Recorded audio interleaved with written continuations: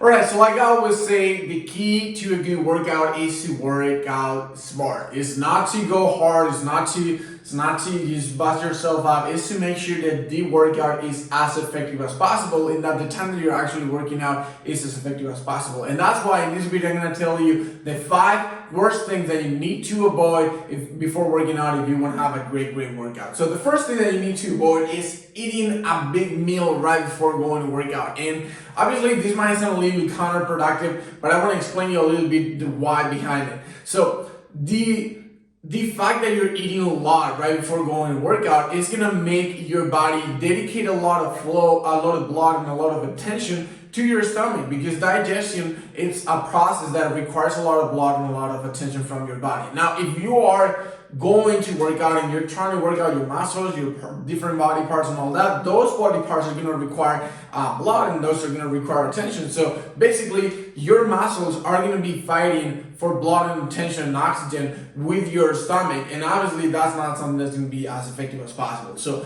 if you want to eat something, make sure it's something like somewhere between 60 to 90 minutes before you go to work out, and keep the big meals for after you work out. Now, the second thing that you want to avoid as much as possible is drinking too much coffee or too much pre-workout. And the reason why it is that caffeine, it's a substance that is gonna affect your intestine, and what that means is that it can improve the intestine movement, which is really good. But before you work out, it's probably not going to be the best idea to move that too much. Okay, so having a little bit of coffee or a little bit of pre-workout to kind of energize you before the workout is completely fine. But if you overdo it, you're putting yourself at risk of having to go take a poop in the middle of the workout, which it's not really pleasant. So make sure you keep that to a good amount.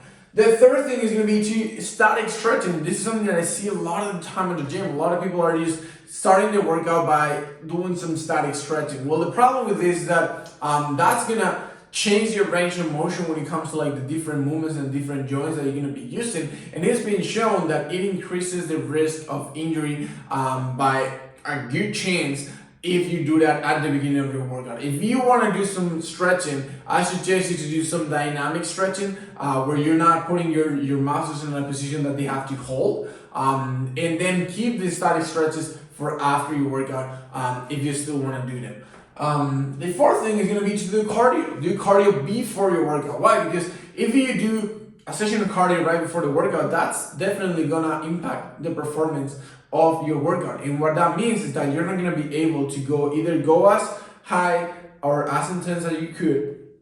Second of all, your body's not going to have enough glycogen to fuel that entire workout, because it wastes some of that in the cardio workout, and you're also just setting yourself for failure. So if you want to do cardio, always do it at the end of your workout. Now, it's completely fine to do some light cardio to kind of like warm up a little bit, but keep it short and light so it doesn't really interfere with your actual workout. And then the last thing is going to be to do some core work. Like I see many times guys getting into the gym and they're focused on getting the six pack, they're focused on getting a great core.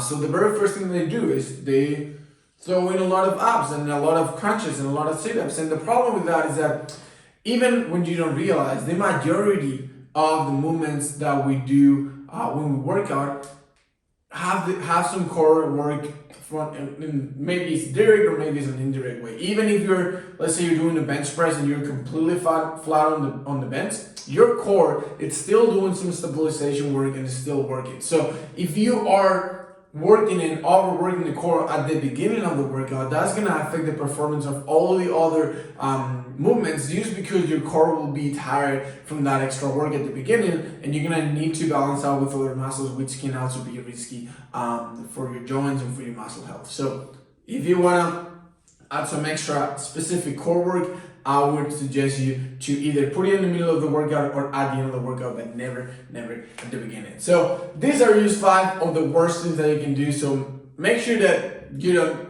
go for any of them before you go out workout, and you're gonna have a great workout. So like always, if you have found any value in this video, make sure to send it to someone who you know does one of these things all the time, and that's why they're probably not where they're supposed to be. And if you have any questions, like always, just drop them in the chat below, the comment section below, and I'll talk to you in the next video.